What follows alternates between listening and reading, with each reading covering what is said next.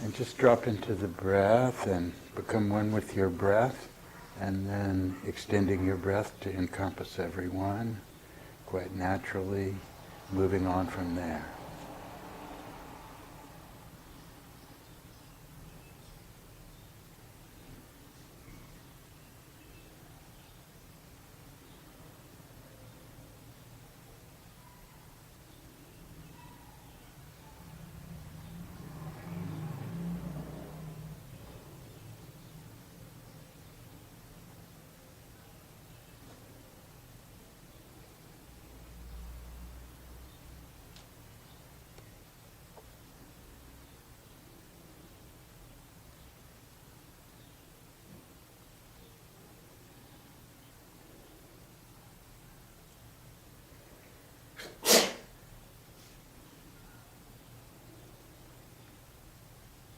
Let's repeat the Sufi invocation together.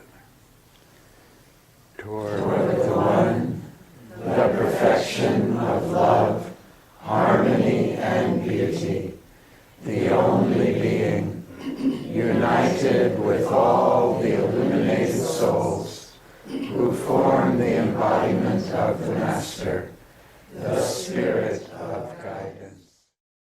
So this is one way of getting into this meditation. And I hope you are cultivating a relationship with one or more of the illuminated beings that allow you to expand your sense of beingness in an organic way like this. Just as Buddha said, I see now all sentient beings have Buddha nature, are awakened, they're simply unaware of it. Jesus said, I'm the vine and ye are the branches thereof. In other words, you're a part of this. Your awareness, if you knew it, would be this whole interconnected reality of all souls as a oneness. That's my awareness, he says, and you're a part of it, so you could have that same awareness if you rose to that wholeness. So there's no separation from Buddha, there's no separation from Jesus, there's no separation from the illuminated souls, because their awareness, their realization includes you. You're not separate from their realization. And so that's why it's felt that the realization of a single being is such a tremendous blessing for all of all beings.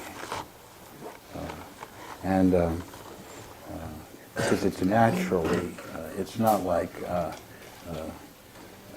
I have something you don't have, or that person has something you don't have. You feel the inclusiveness of it. So I want to work further in the course of our time here today with our relationship with the illuminated souls.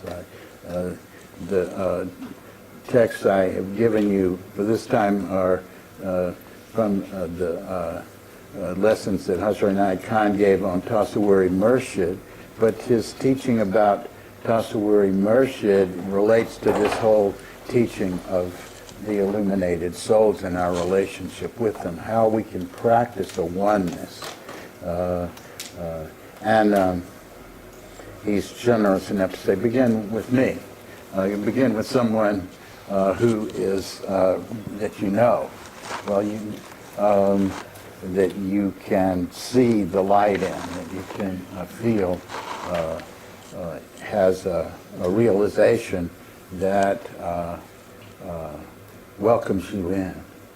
And that's the kind of thing I was hoping that people would get to in their own reflections on how to connect with the illuminated souls. Who's a being that's welcoming you in? Who's a being that's calling to your heart? Who's a being that you trust, could trust being one with, that you would be happy to have the view of Sri Krishna or of Mary Magdalene or whoever it is that you have connected in your heart with, that you would not be afraid to embrace in oneness. So I thought that we would take a little bit of time discussing our process with that, with coming into a connection in that way with illuminated souls. I think if anybody has anything they'd like to bring up at this point on that subject, how, your difficulty or your experience with it, yes. Well, my experience is that when connecting with illuminated soul, one is automatically connected with all illuminated souls. And in fact, this is the expression of the heart and wings, from my point of view. For my case, it happens to be somebody within the Silsila, and in that broad expanse of all illuminated beings, the most profound effect is the Silsila. There's a direct connection through our bayat with all these souls who preceded us in our tradition. Thank you. Yeah. That's anyone else with an experience to share, or a struggle to share, or something that's come up for you in trying to explore this kind of connection?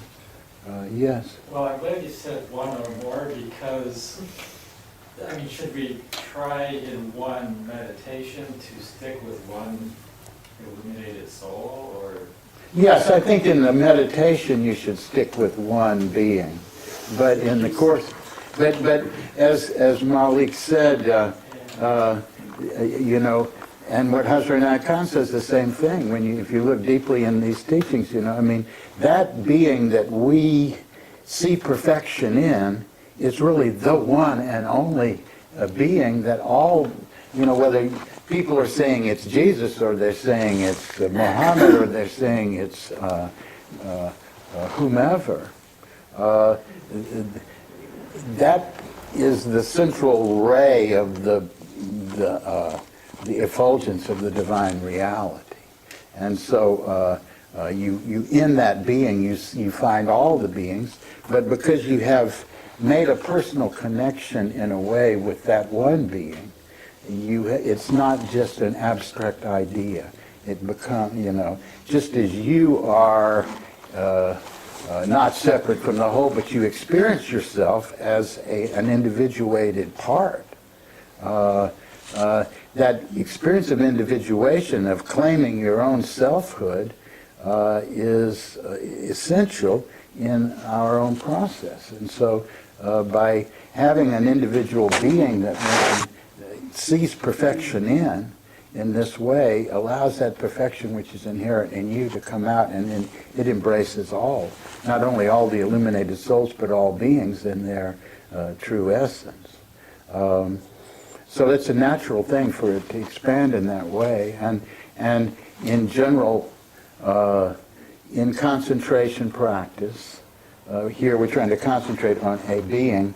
Concentration practice says be able to have control. In other words, be able to keep your awareness from going here and going there and going here and going there, because that's distracting. But once you know that you can establish that one-pointedness, then the next stage of concentration, having some mastery in that way, is to allow the inner creative expression of that being's as it comes, and so it may then morph into all sorts of beings, some of whom you may not even recognize.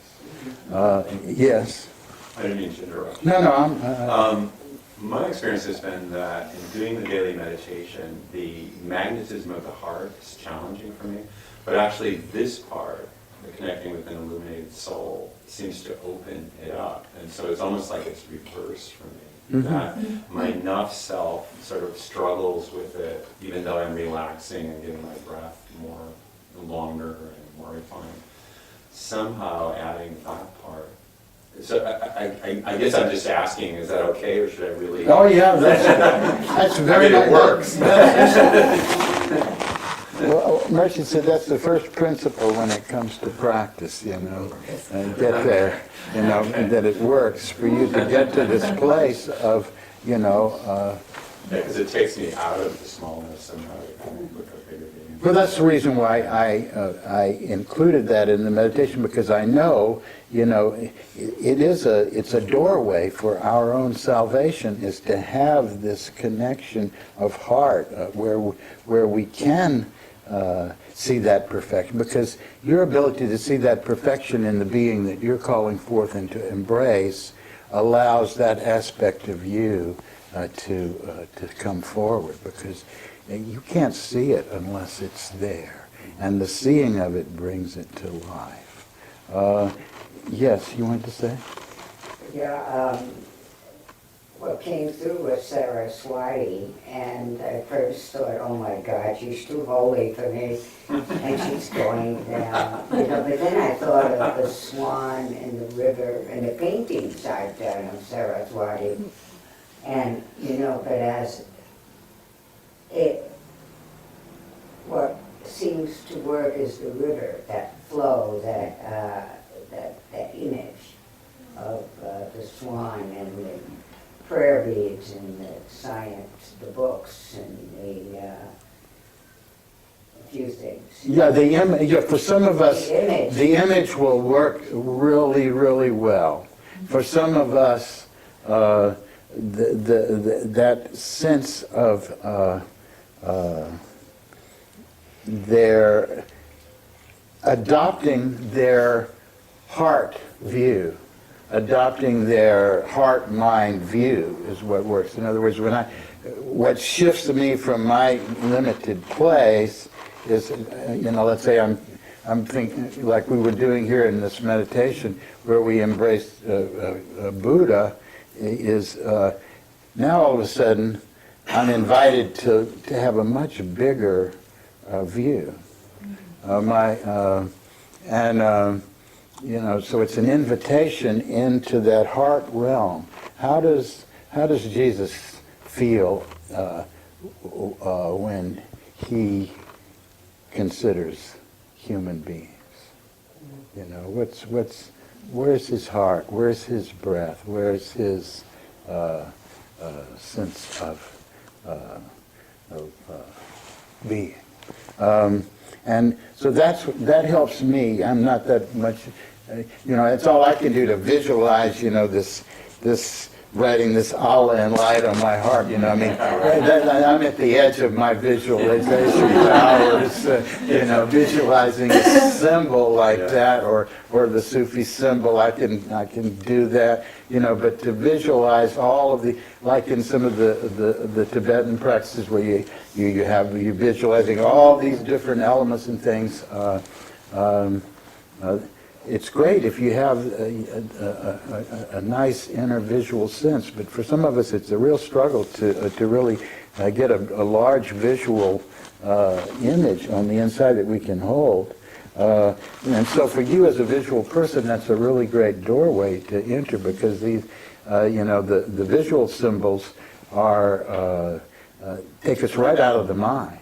Because they invite us to just taste their reality and not to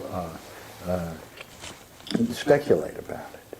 And that's what the whole idea is, to move past our ideas into a heart oneness with the illuminated soul. I like this. Let's keep, go ahead.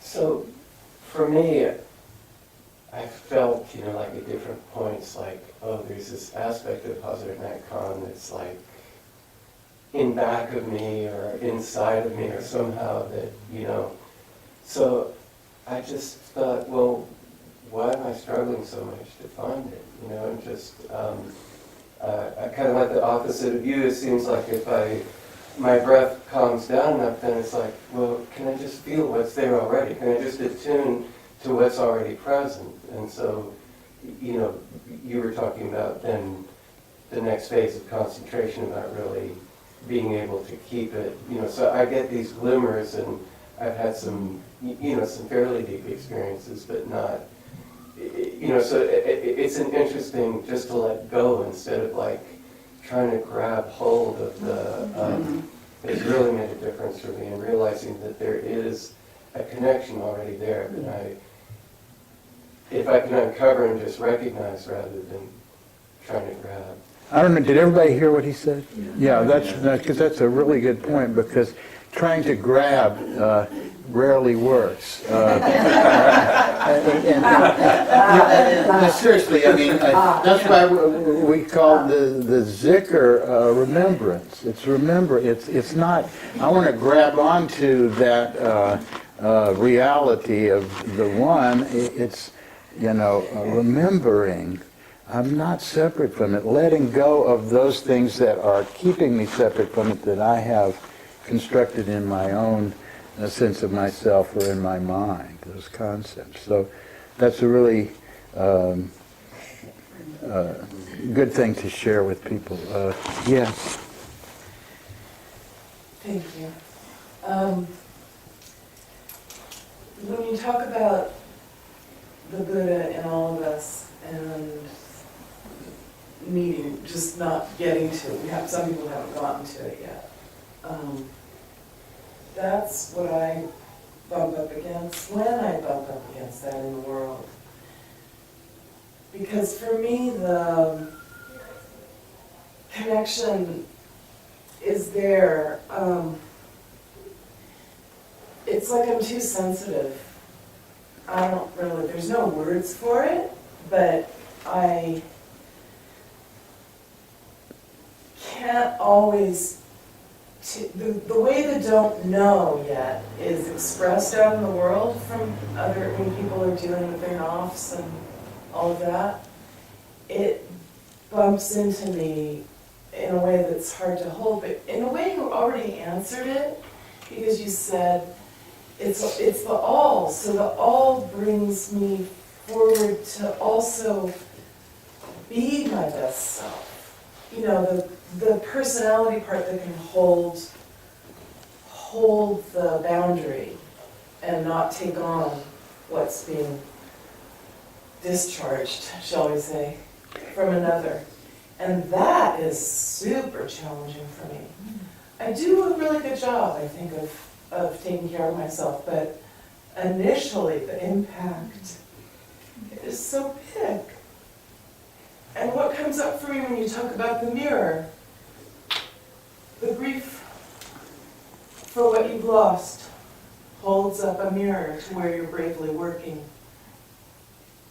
So that experience I've had before of the grief, the ecstasy of grief, the other side of, like to really experience it, to feel that, not to say, okay, I'm toward the one, all that other stuff. It's there too. We get to do our work. It all comes up.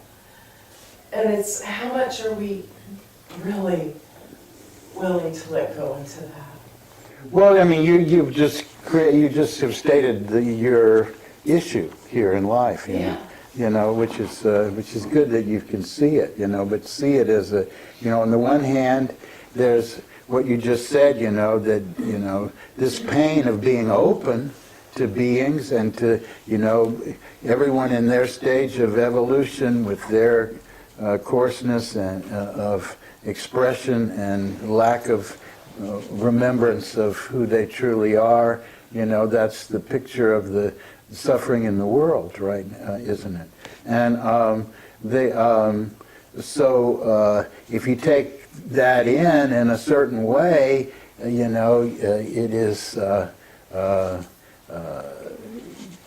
transcendental. I mean, it becomes, a vehicle of transformation for you. I mean, grief and joy and all the rest of it gets all mixed into that one cauldron of alchemy that is being stirred, in your heart, as Rumi says, the grape juice must be allowed to ferment for a while in the jar before it becomes wine. All of this feeling, ferments and it, gives us all of these different emotions, and if we can see it as a process of a transformation or alchemy of fermentation, of it all into the one love, into the one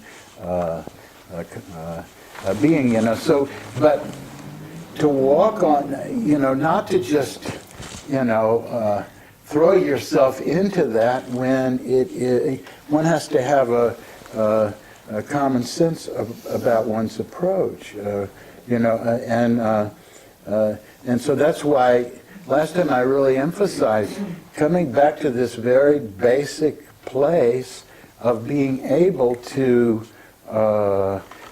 be one-pointed in your breath, not leak any energy in situations where, or take anything in, because you are simply flowing in and out with that oneness of the breath. Now you're interacting with the suffering of beings and the things that are challenging in the way you describe, but you're not participating in the experience of each vibration in the realm where it's living. Instead, you're maintaining a oneness of your own essential awareness through the breath, through practicing that oneness in the breath, and you're looking at beings with a compassionate view, you know, for their suffering, but not entering into their suffering. You're looking at their core of being, you know, and you're saying, you know, I'm just going to focus on that light that I know is within them, regardless of how much it's veiled. No matter how angry they are, no matter how much they're acting out, no matter how coarse they are, I'm going to ignore that, because I'm ignoring it by being one-pointed with my breath here. And at the same time, I'm going to use this focus to remember their core, you know, their truth that they don't see, and by my remembering it, may it be useful in their waking up to it. Because that's a prayer I can have for everybody, no matter how awful they're acting, is that they wake up to their inner light of being, to the inherent kindness that is there as a part of their essence. You know, so not to, out of one's ideal, throw oneself in the fire, unless, you know, the Spirit of Guidance gives you a big kick to do so. You know, okay, sometimes life is asking you, you have no choice. You've been thrown into the fire. Burn, let it burn. Let it all just burn through you in a way in which everything that is transient is burned up. But as a very practical, commonsensical approach, especially if one finds oneself very sensitized, as you describe yourself, you know, it's important to know that you can do this practice that I just spoke about. And then gradually you can experiment in different settings, letting down and taking in more of this kind of mixed impression. And, you know, it's, if you do, there's this one text that I was going to remind people of, and it, let me just read this and then I'll say a little further about what you were saying. This is from a previous month in our concentration. It's from the Githas on Occultism, the impression about the affairs of others. I'll just read this. It's pretty short, and then we'll go into it. To the wise, apart from the mystical view that all is one, that, you know, there is one and only being that you are awakening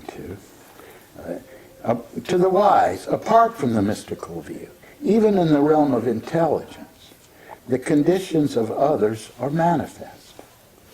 First of all, the action, speech, form, and features of the person tell the wise so much about them. And every movement tells one about the cleverness and stupidity of another. But the Sufi generally reads a person as clearly as a letter by sensing from the impression of the person reflected in their self.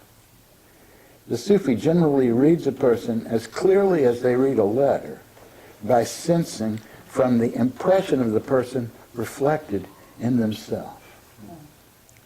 The nature of reflection on one's heart is just like the reflection in the water. If the water is pure, the reflection is clear. If it is dirty, the reflection is dim. If the water is still, the reflection is distinct. And if the water is moving, the reflection is indistinct.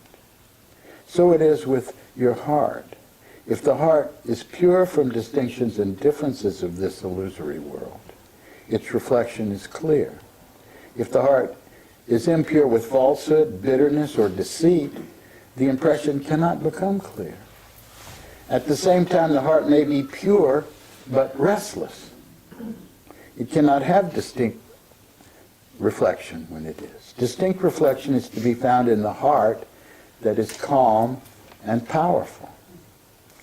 Do not depend upon a person's looks and speech, not even their actions, for a person can make themselves look much better than they are, can speak more wisely than they are, and can act like a saint, being a devil at the same time. This is very true.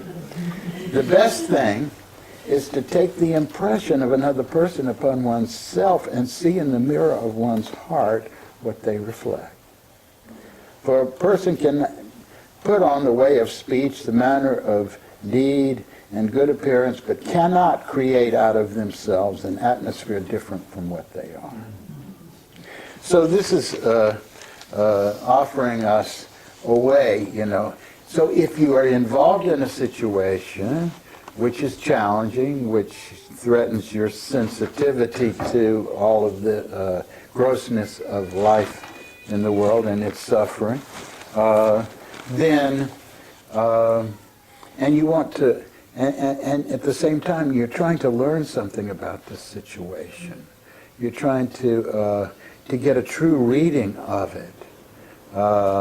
Then if you can have this non-judgmental place of heart where you can experience it, your heart space, not clouded by your biases, not clouded by what you think is good and bad and all the rest of it, just open and present to look at it like a clear mirror, then calm and powerful, as he says.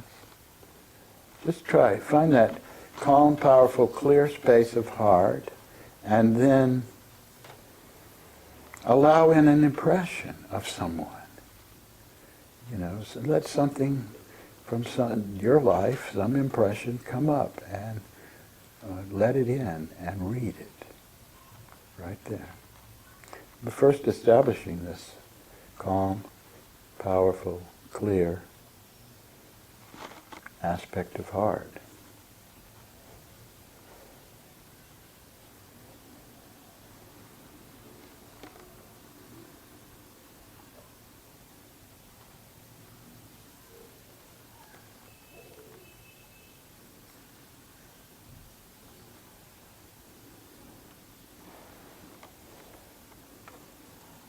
This is a living, clear mirror of being that is now present in your heart. You're not attached to it showing you anything in particular. You're just opening it.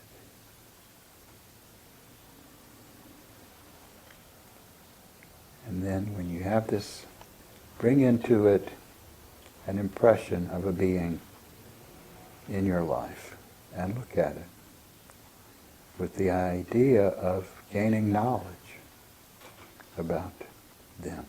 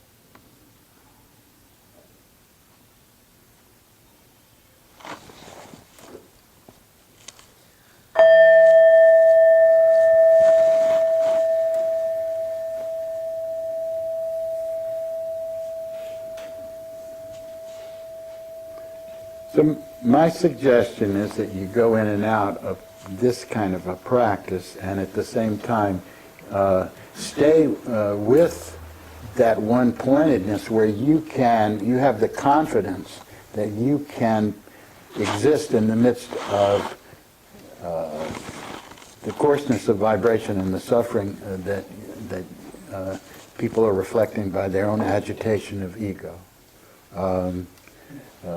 and have this place of self-protection in the midst of it.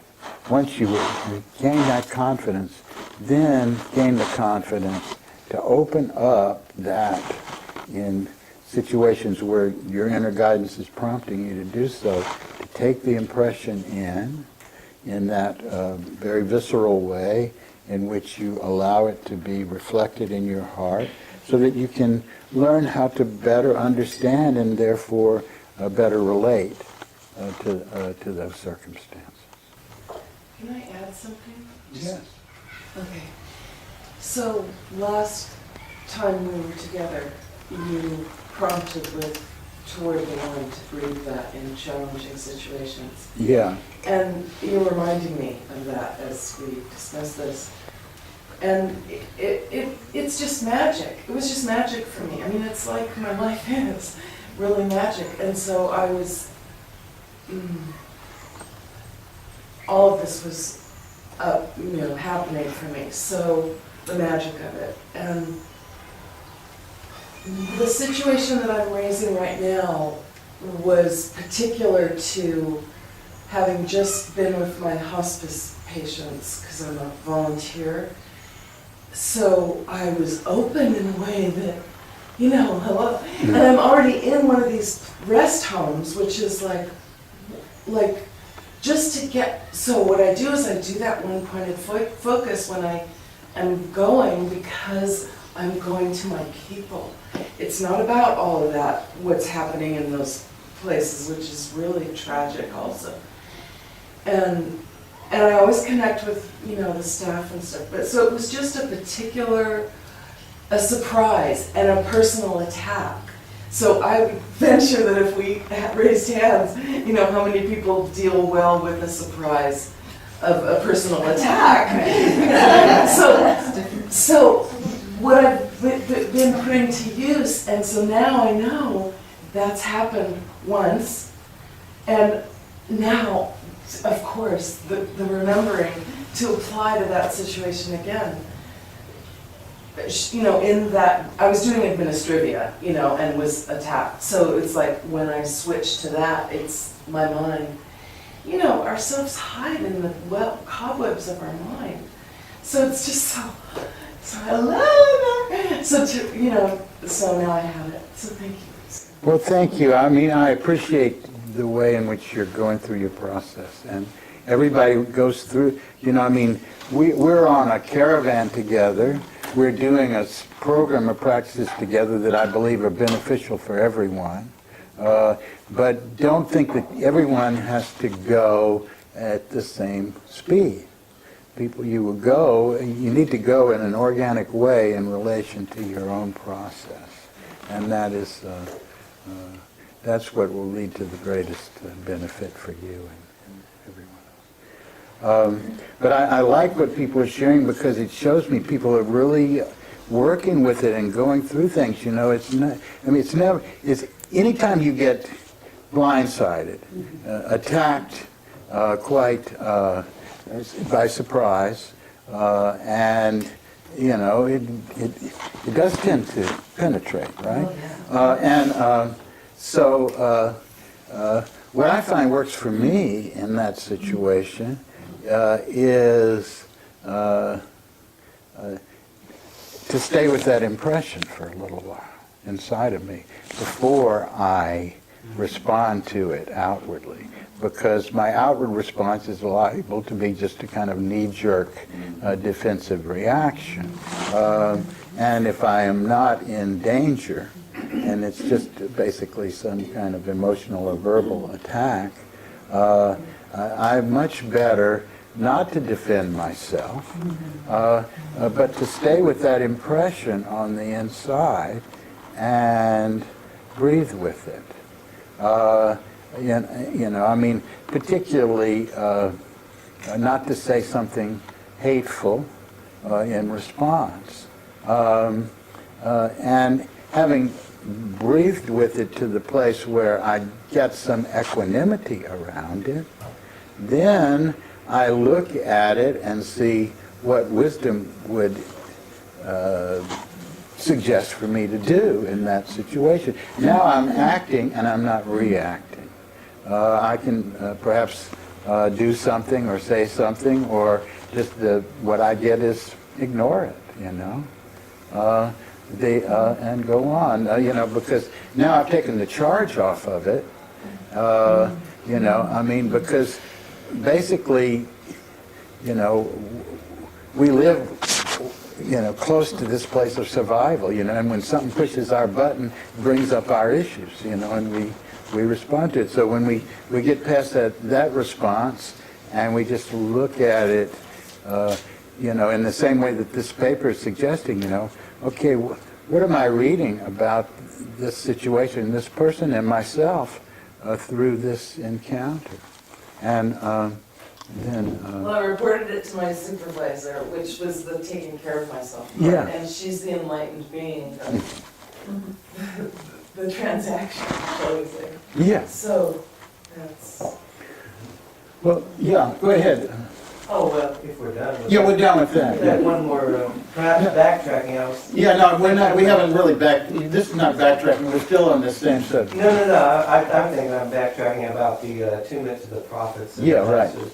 And I remember doing a practice in one of the later papers where we meditate for a few minutes with the prayer salat with each of the Rasuls Yeah. for a time meditation. And that seemed like a good way to connect or not connect. It's like whichever one is going to clicks, and then maybe, okay, then you do the sampler back and then say, okay, well, then today starts off, or whatever, And it may help. I found it to be a beneficial practice. Although first we got to just jump into it, to begin with. But I mean, perhaps we can do that someday too. Yeah, I think that would be interesting, especially with the prayer that includes the female emanations as well as the male ones. One of the things I was thinking about, you were talking about taking things in instead of reacting, and finding a place where you don't take it in and keep it in. You don't discharge it, it takes on a whole life of its own. No, yeah, you don't just be a sponge. I'm not suggesting that. No, that's what I did. Yeah, right. But having not reacted, then you need and gone through a place where you have some peacefulness around it. You've taken the charge off of it. Then you should act. Then you should do something. You should take it up in a way. I mean, this is someone that you're in a work situation with, or you have work to do together in various ways, particularly. You need to communicate about it. I mean, even if it's a place of that really hurt my feelings. What you said really hurt my feelings. But you can say it now just as this is what happened. You really hurt my feelings when you said that, and I feel this way, and that, and that starts a different kind of conversation. Yeah, go ahead. When we're doing the visualization of the illuminated being and identifying with one, there's such a richness and so many to choose from. And it seems that some of the beings aren't really earth incarnations, like her Murshid Wali Khan is one that is close to me, but like the Kuan Yin feels like my higher being. So sometimes, but I don't think that was really an illuminated being in a human incarnation like we're going through. But often, I really feel the one who's really there for me the most is the actual spirit of guidance, who is always there with me and knows me better than anyone else, and that I feel the closest to as far as trust and and that light that's always there with me. I call the spirit of guidance. So, Well, yeah, it doesn't have to be a particular form, and the spirit of guidance may offer you the form, different forms at different times, but you recognize it by the way that it comes, the inner light, the feeling of it as it comes. And yes, there's some beings that are mentioned that we concentrate on that are, you might say, cosmic archetypes. They are, and some had a human incarnation, but that the human incarnation, if you knew that person, you might have known that they had lots of different faults. But our sense of perfection is seeing in them the Rasul, is seeing in them the fully illuminated soul. You know, and that is the important thing, because our ability to see that reality brings that reality alive in us. but that's in each person too. Yeah. If we saw that in each person, as you say, each person is illuminated but not fully awakened. Well, that's where, that would be a nice way to witness everyone. If we had that view, you know, of witnessing everyone and having the, you know, that sense of God's sense of eternity in terms of their process, and not wanting something to be resolved by next week, you know. You do that for us while we are Next week's assignment. Yeah, I'm going to let this run a little longer because I like people's engagement and people are sharing what's really up for them. You know, I do have other things I want to do, but yeah, go ahead. Well, I was just going to share, this isn't so much something that's up right now, but I want to express a kind of real gratitude for this permission that I feel so strongly with you and with this Sufi tradition and with everybody here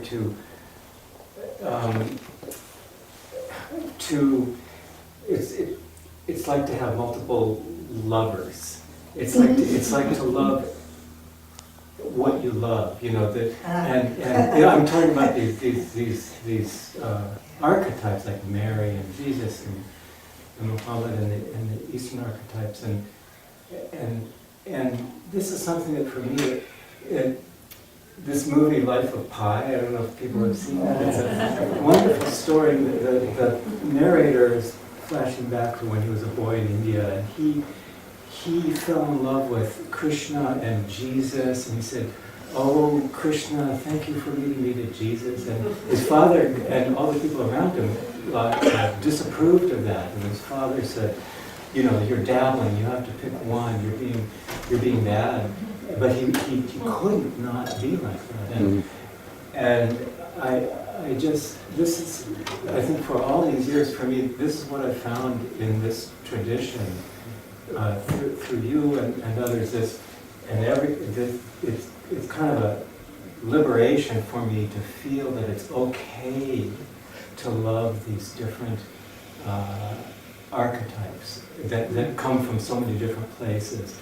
Because that somehow really bothered me. I always felt like when I was with the Christians or this group or that group, it just really bothered me that this was approved and we didn't talk about it. And it kind of hurt me, and it made me feel not okay. Kind of. So anyway, all I'm doing is expressing that for all these years, this has been so, I don't know what you'd say, but so allowing to be full.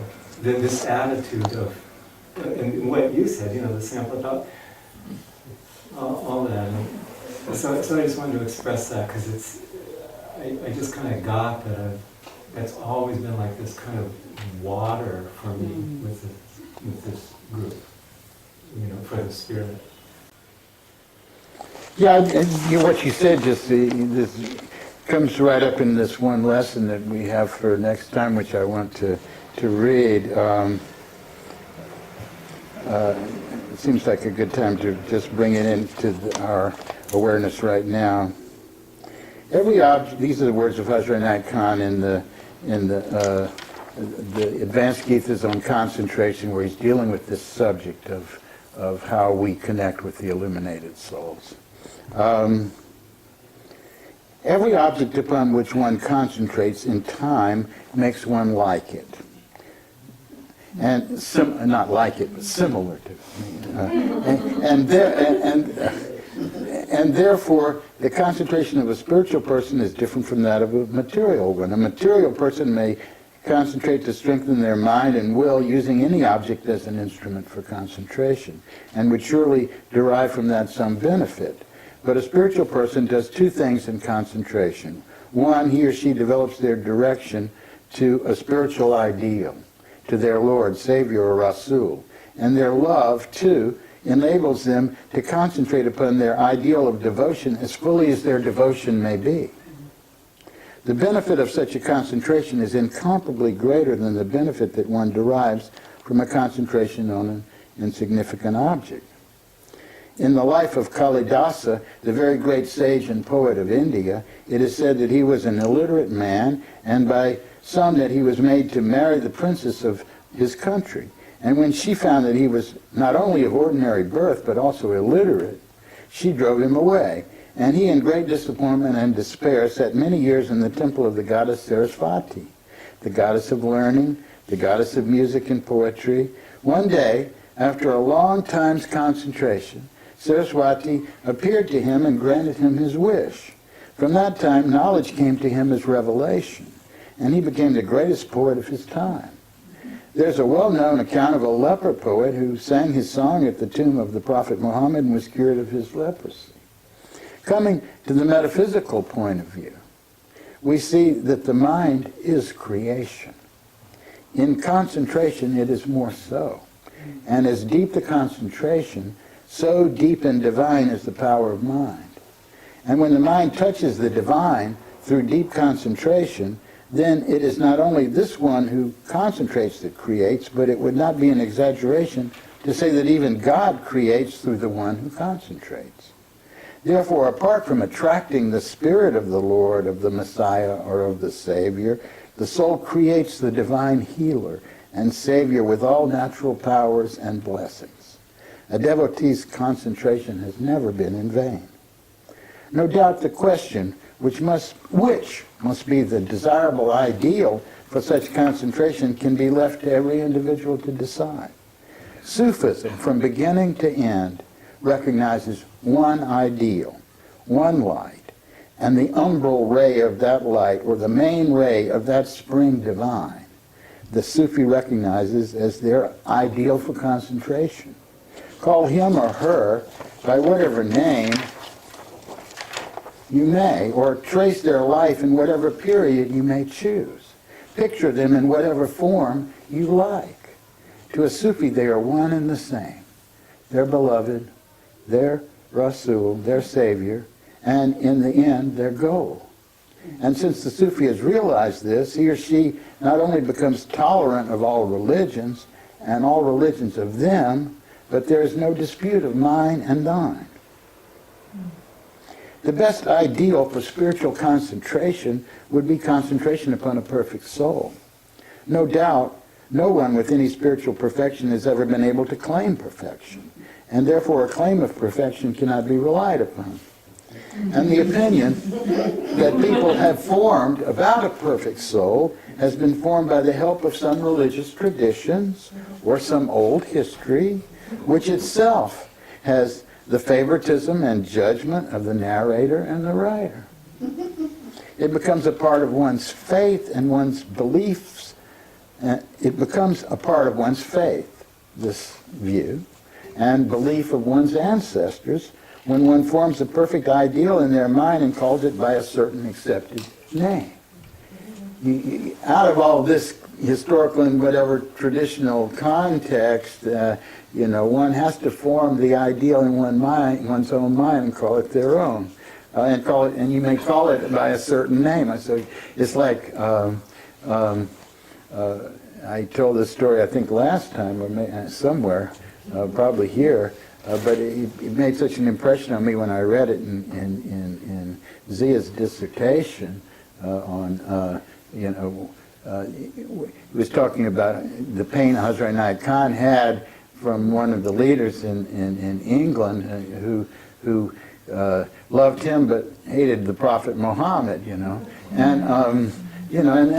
that wasn't so. I mean, it's present today, I mean, there's a lot, but not so much. It's easier today to say, well, maybe Muhammad had something to share on the same order as other illuminated souls. At least that's considered to be politically correct in most, at least liberal circles.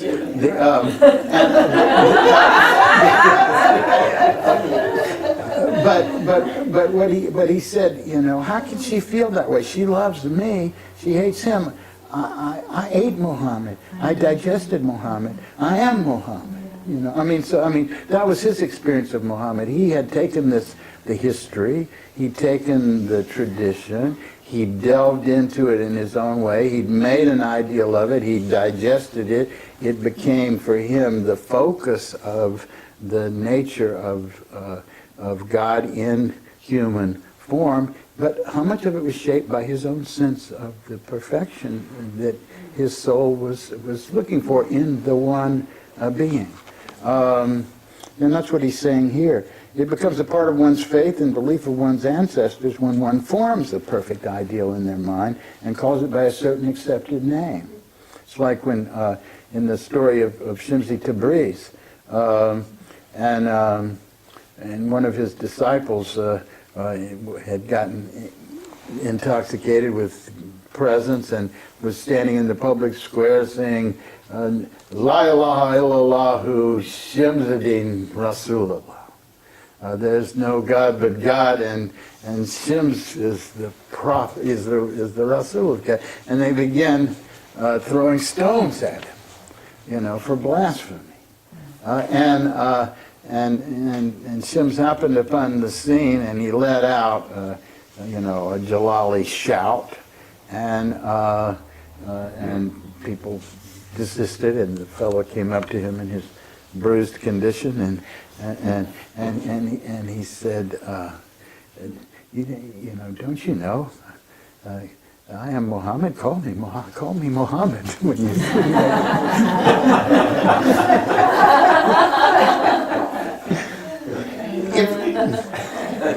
If we were to point to a certain messenger or teacher as the most perfect, all the world would never agree on this point, since the followers of each faith regard their teacher as the most perfect. Even with the broadest outlook on this problem, as the Sufi holds, who considers all the great teachers of humanity to be one soul in many garbs, the question arises then, in which garb that teacher attained perfection? And there comes again a question of dispute and arguments on the life of the teachers. And everyone, even agreeing with this point of view, would be ready to point out that their favored one as having reached perfection. And dispute on this matter will never bring about a proper understanding. And on this point there will always remain a difference of opinion. No doubt, the one who rises above the ordinary conception of things certainly realizes it is not the man or woman of tradition or history who is perfect. It is the soul whom my devotion makes perfect, who is perfect. It's not the man or woman of tradition or history who is perfect. It is the soul whom my devotion makes perfect, who is perfect. And there remains no place for dispute, since in every soul there is the perfect creator, and every soul has the capability of creating the perfect ideal. It does not matter what name the ideal is given, but it is the same ideal of perfection whom others call by various names. It is recognizing perfection that is necessary, although the condition is that perfection cannot become intelligible to us unless we make it imperfect by giving it a name or a form. It is necessary for concentration that there should be some name or form to begin with. And yet when concentration is developed, the Sufi begins to forget the name and form. It is the beauty of perfection in the form of virtues or merits that remains in the Sufi's thought when they concentrate upon Rasul, their ideal of devotion. So this is part of the lessons that we have for study for this next time. And there's a lot more material here in terms of how to approach this kind of concentration. I just want to read just a tiny amount of what Hazrat Inayat Khan says about Urooj and Zaval.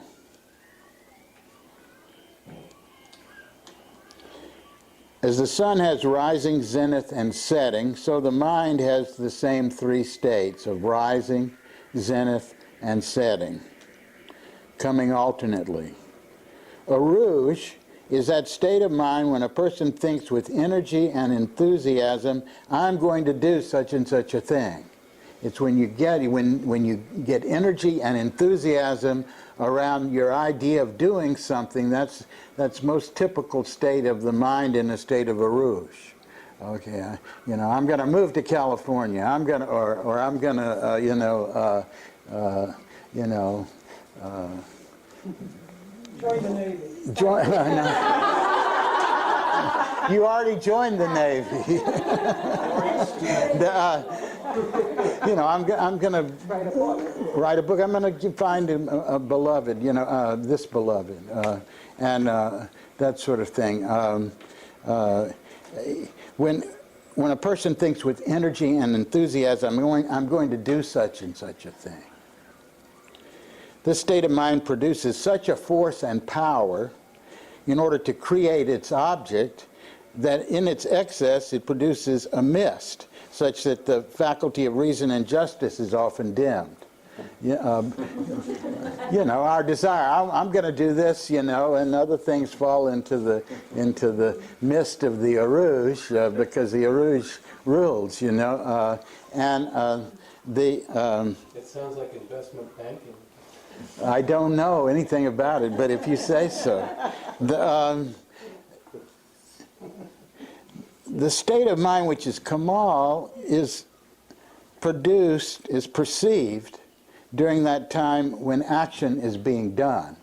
So this rises to the point of action. As soon as action is being done, that's the Kamal state. If you can find a way of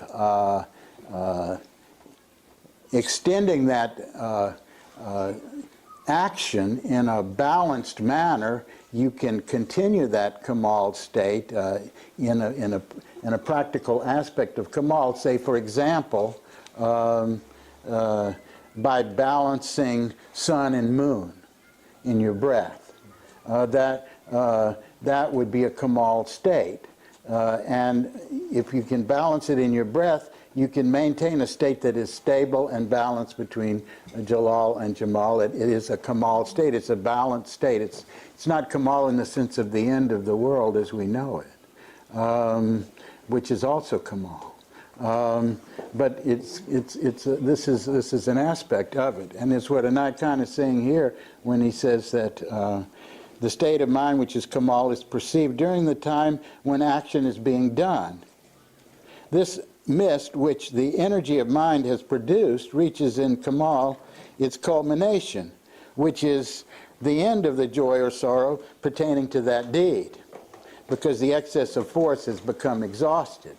Well, that is typical. You get something and then all of a sudden, whatever it was, and then, that Urooj, that desire that drove you toward that object has been exhausted. At this point, thank you. At this point, Zaval is that whole action that happens from the time that the action ends to where it begins to fall. And ultimately it falls and dissolves into the absolute. is that state of mind when the power of enthusiasm is lost, the joy and sorrow of the deed are past, but the memory remains. Well, that's at a certain stage of Zaval, you see.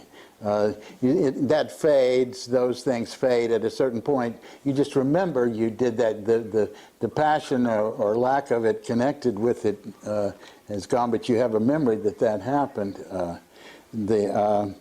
If the impression of that memory is sorrowful, the needle's pricked through the sore of the wounded heart. If it was joy, a tickling and uplifting feeling is perceived, which diminishes and vanishes in time in the entire assimilation in the essence. So that's the ultimate as the Zaval flatlines. It's absorbed in the essence, you see.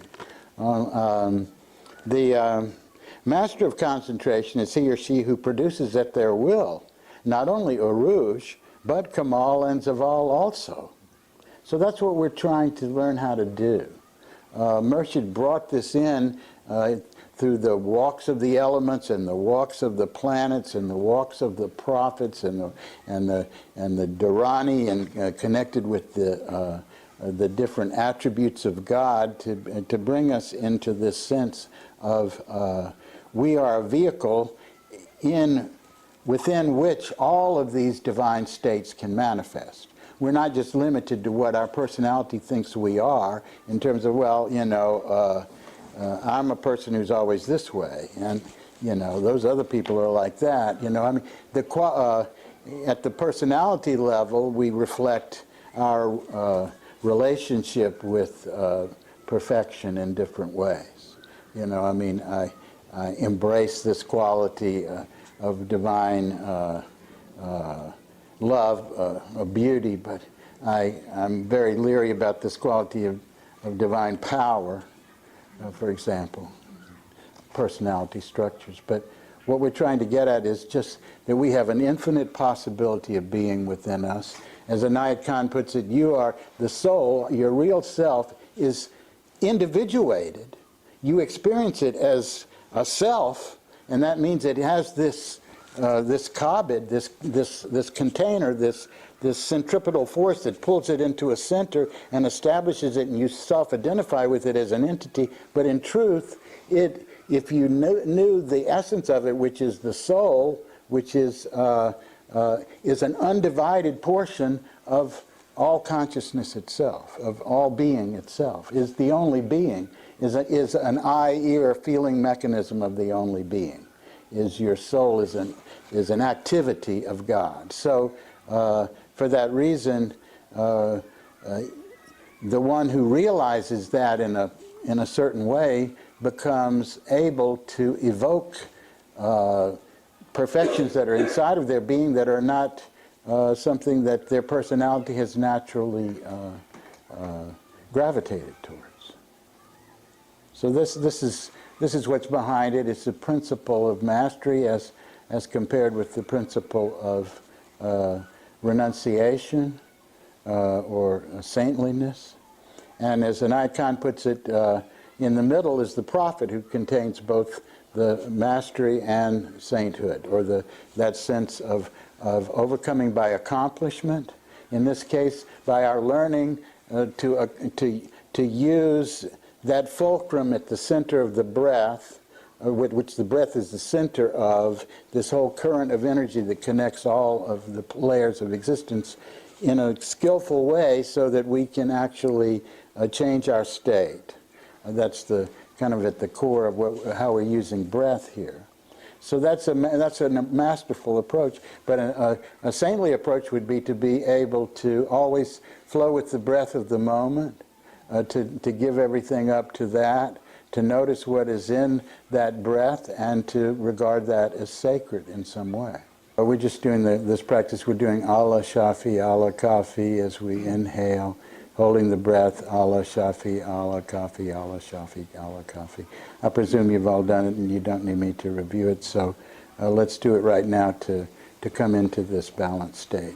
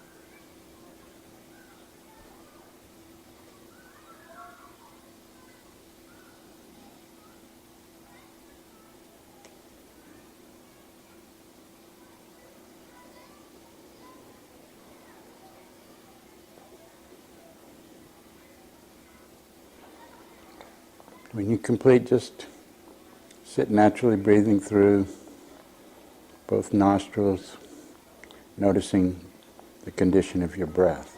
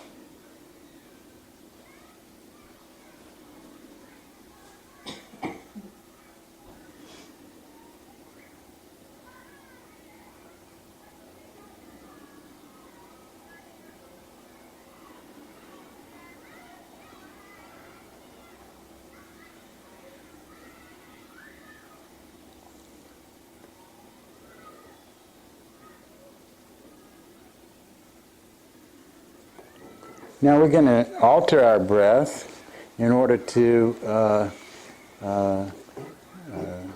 create more Urooj. And we're going to do that by, as we inhale through both nostrils, we're going to emphasize the inhalation. And we're going to feel it drawing into our upper chest and being a very full inhalation with the sense of uniting with all, being big, expansive in feeling, Jupiterian. And as you exhale, you just let the breath go through both nostrils. It doesn't get as much emphasis as the inhalation. So we're going to just sit here and breathe in this way, accentuating the inhalation through both nostrils, feeling this breath filling our chest and expanding our sense of self as we inhale, and as we exhale, we just let go of it without giving it any particular thought. And we just continue this for a number of minutes, and in the course of this time, I'm going to invite people, when they're so moved to do, to stand up, and then you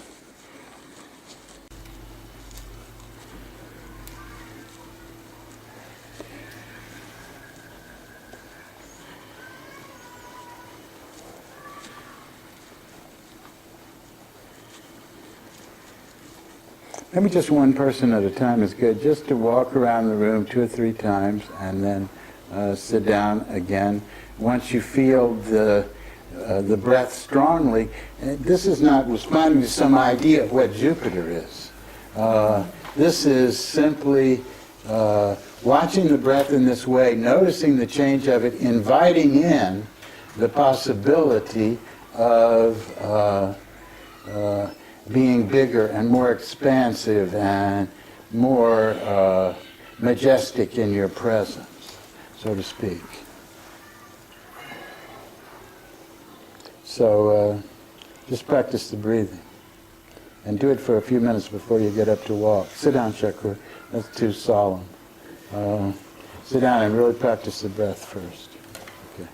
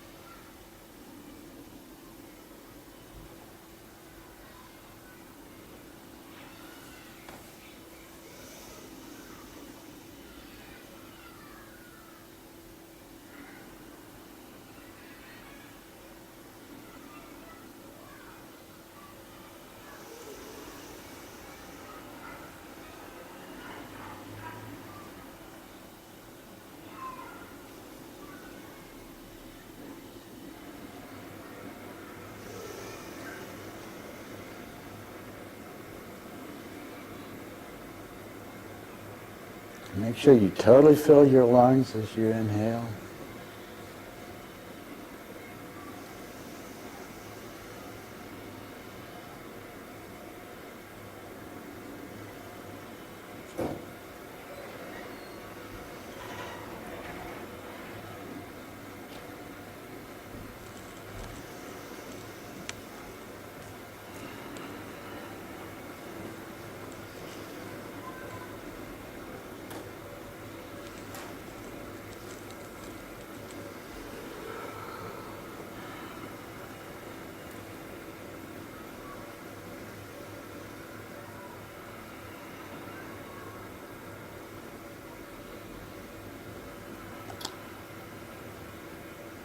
So when you move, you enter that expansive invitation of your breath.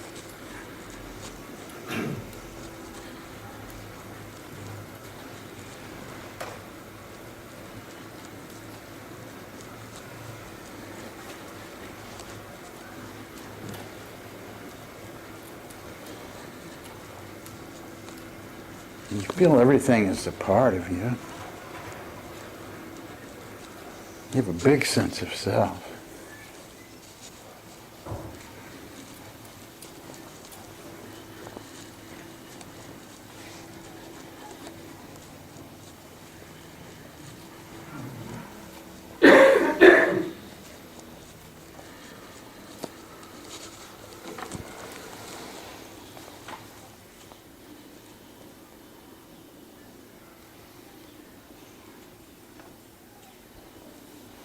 Let go of any mental control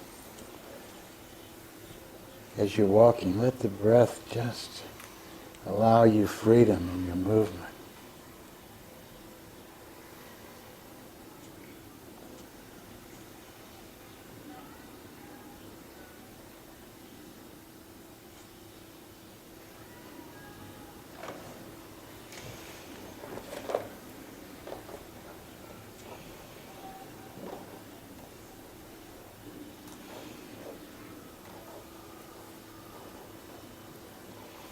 Full inhalation, both nostrils, filling the chest, expanding the sense of your presence.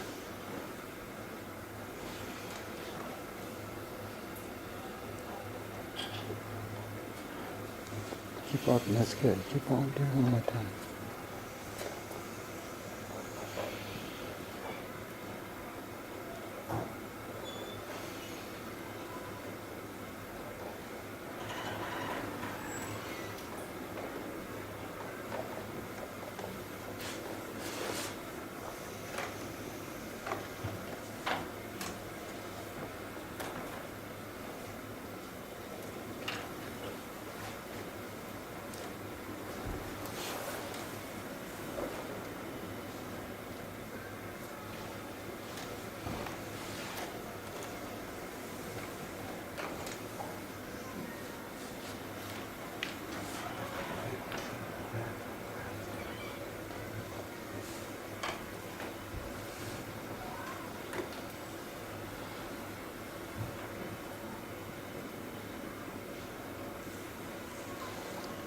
Let your feeling be more, let your feeling be more external. Enter into the outer space of the sun in your, with your breath. Engage, outside your body. Your sense of self and presence is really big. He's got a big presence here in his breath.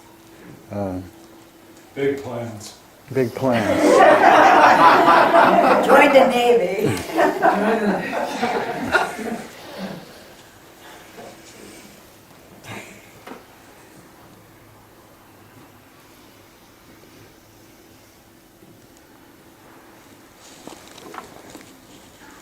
Let the breath do the walking.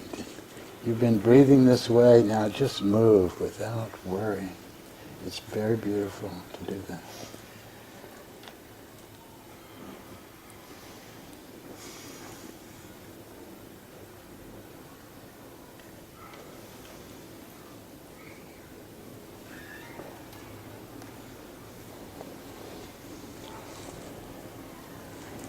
These kind of qualities are asked for when you're working with a large group of people. People need to people need to feel you're the boss, and you have kind feelings for them, and they're included in your success, and everyone is going to do well together here because there's a big feast for everyone.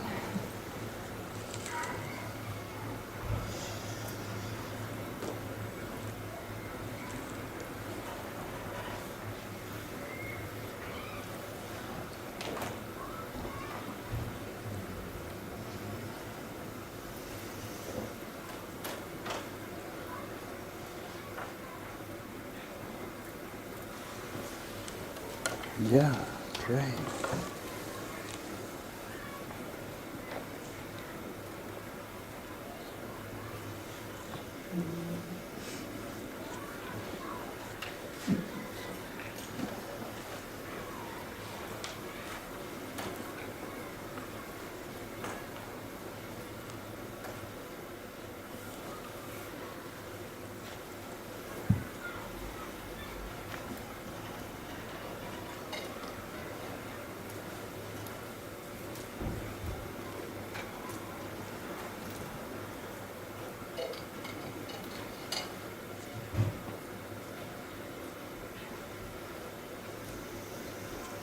You like yourself, you're emanating goodwill, everybody's included in that atmosphere.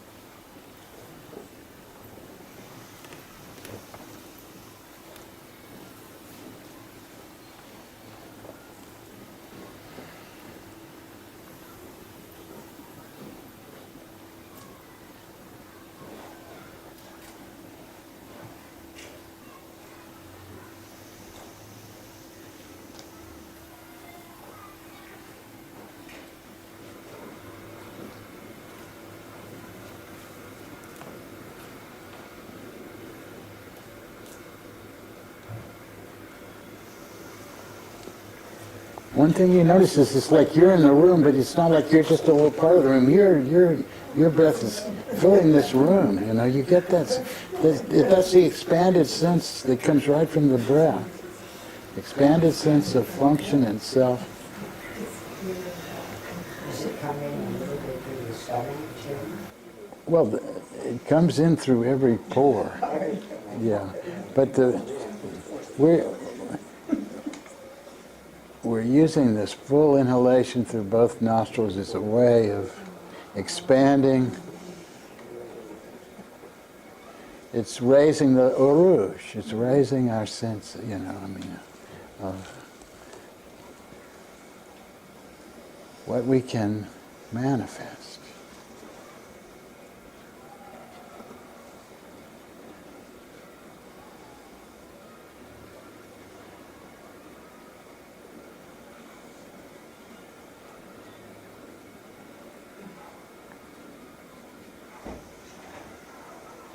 Yeah, now, there you are. There's come back and do it a second time if you ease into it now without worry. Beautiful.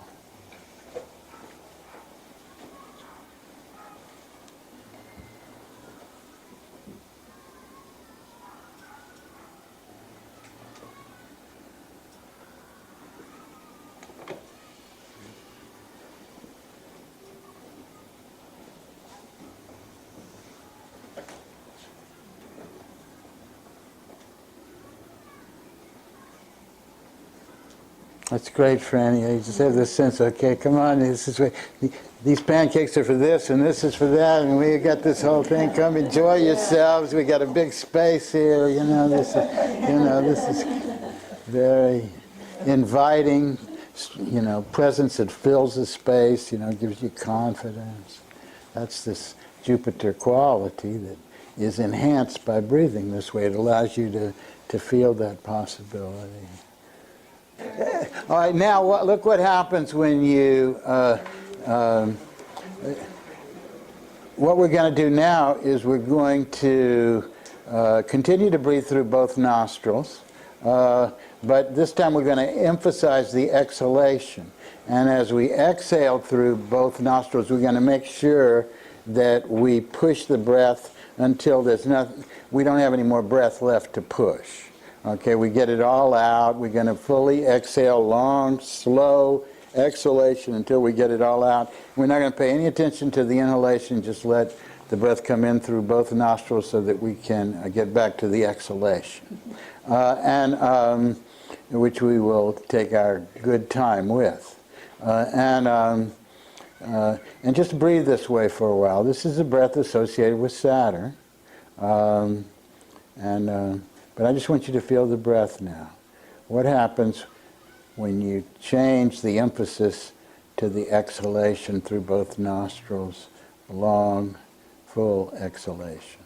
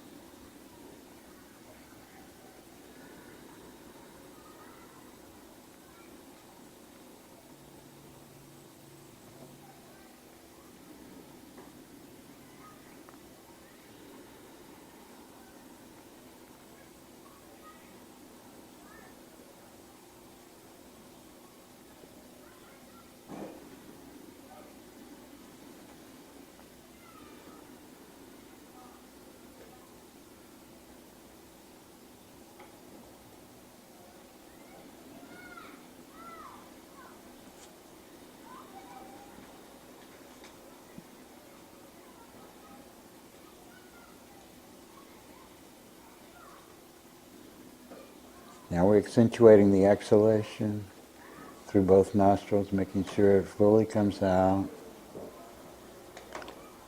And the inhalation is just the reflex. It doesn't get any emphasis.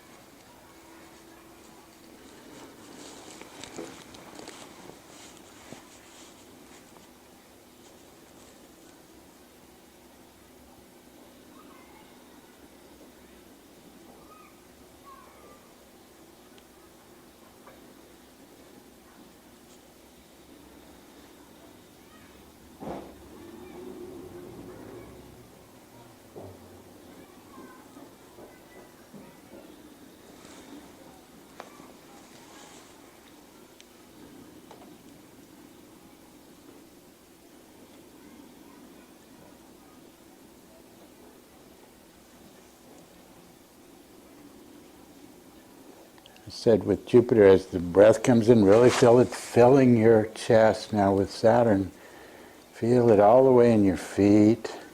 Don't leave this world. You're drawn right through the exhalation, right to coming down to the feet, walking this path. But Sam wanted people to do it as a rhythm for everyday life, more than in that exaggerated way in which we kind of slow reality really down so that we can be aware of every detail of it. This is a rhythm for digging weeds in a garden. This is a rhythm for doing your taxes. This is a rhythm for driving in heavy traffic. You have a rhythm. You're moving forward. Who is it? Levine, or one of the big leaders in this meditation practice, says, well, when we do this practice at Lama Foundation, we always let them have coffee, and the walks were much faster. But to go to the coffee, when they were going to the coffee.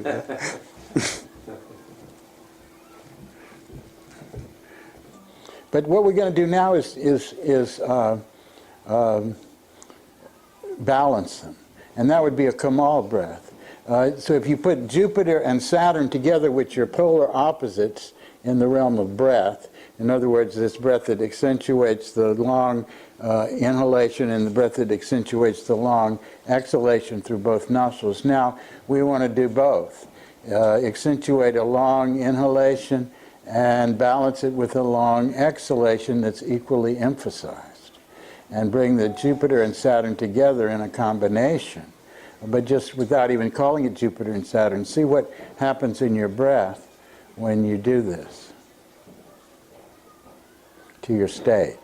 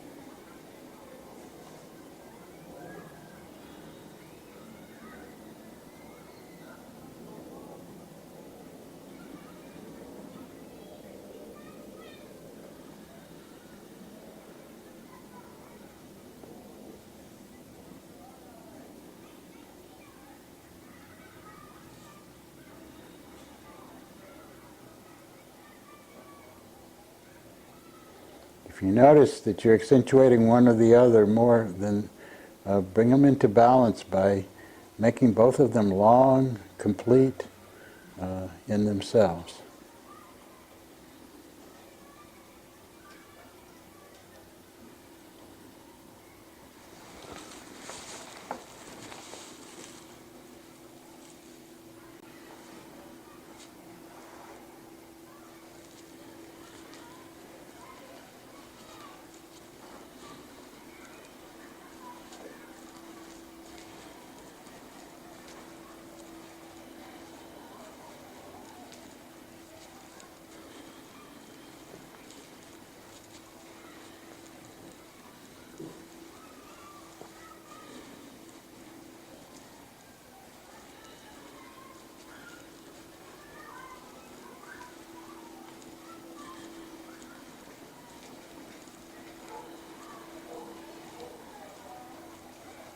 I'm feeling pretty balanced in my breath in doing this. I'm feeling my Jupiterianness is mediated by the carefulness, sense of this ongoingness of the walk, the feet.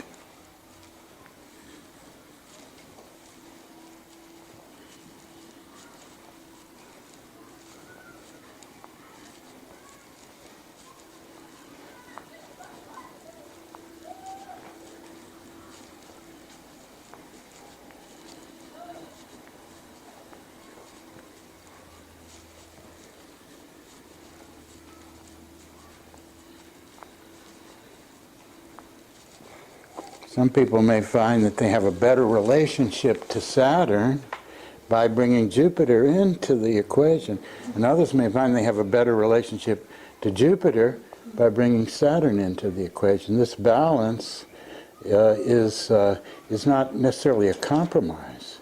It's a hybrid situation that may actually be a perfection that is waiting for you.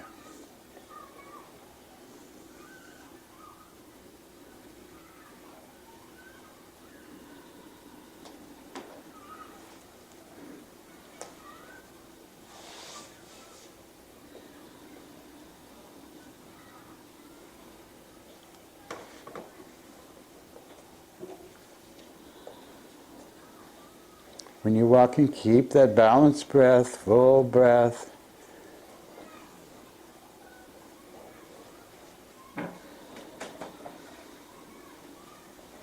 Full exhalation, full inhalation. Nice balance. Just feel the strength that you draw from finding the balance here. There's this is the middle road. This is in the sense of perfection and finding the middle road where neither is overbalanced on either side.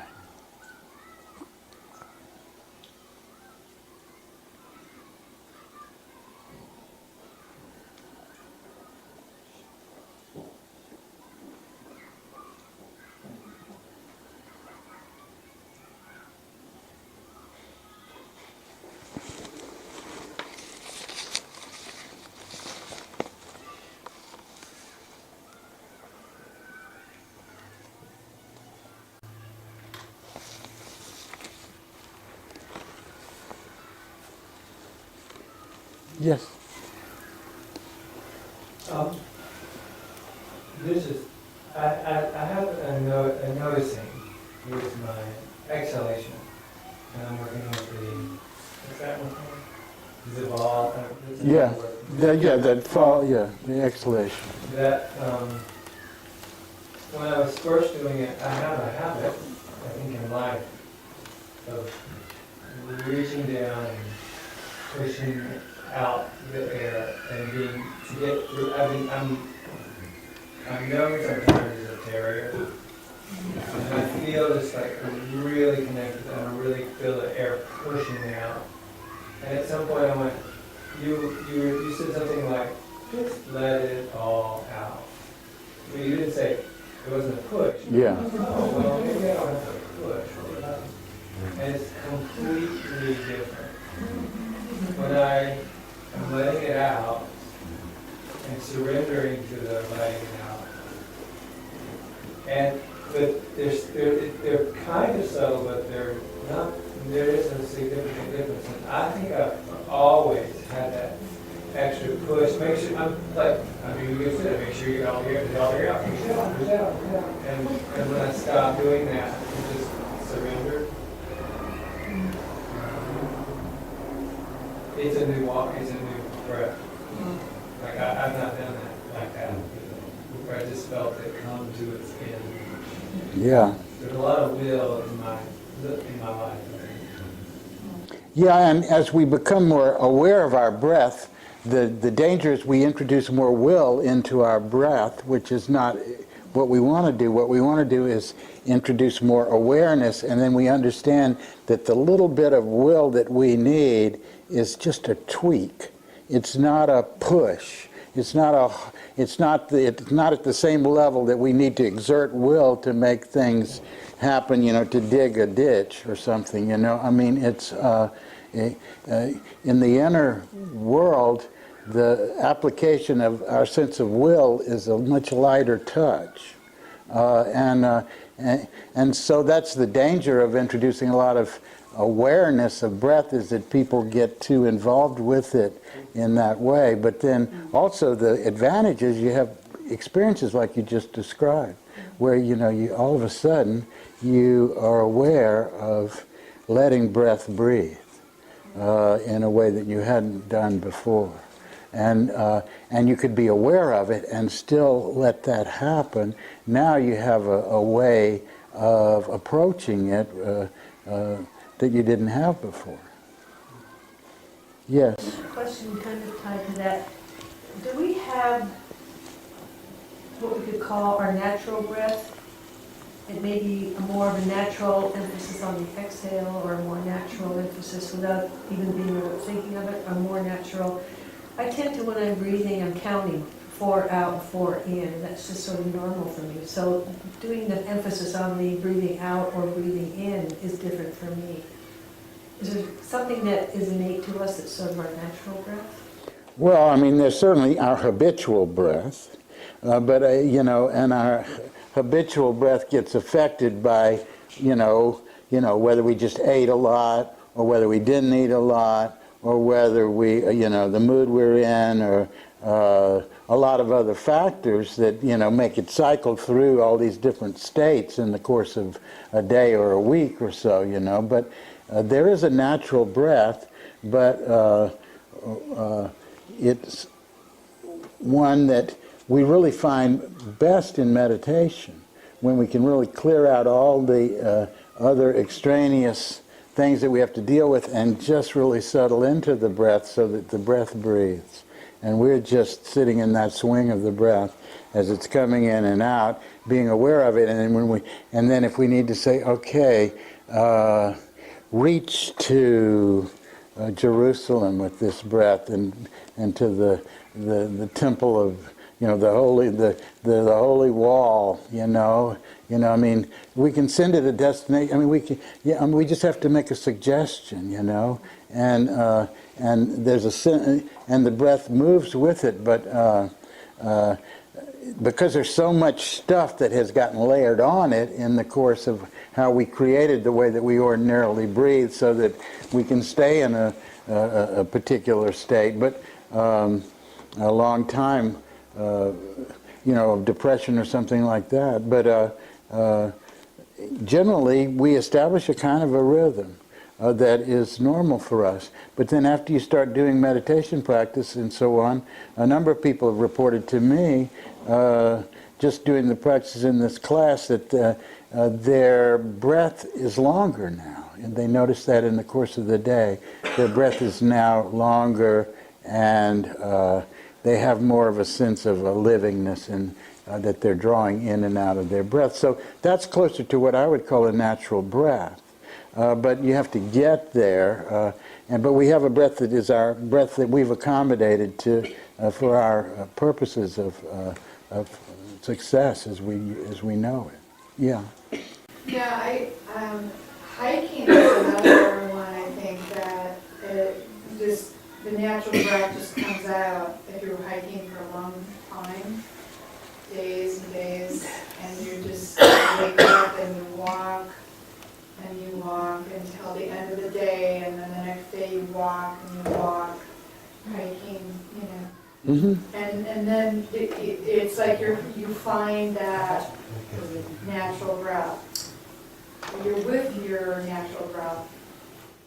Yeah, well, I think, you find that, also after you do some extraneous, like after doing Qasab practice, for example.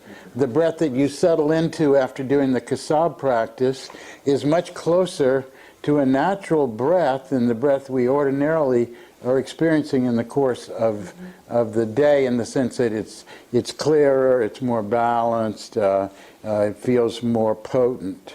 And if we use that as our base note, as a place to come to and to look to, because there are practices you want to do. You want to hold something when you're contemplating it on the breath. To feel, you want to get wisdom about something, you want to hold it as you breathe in and breathe out.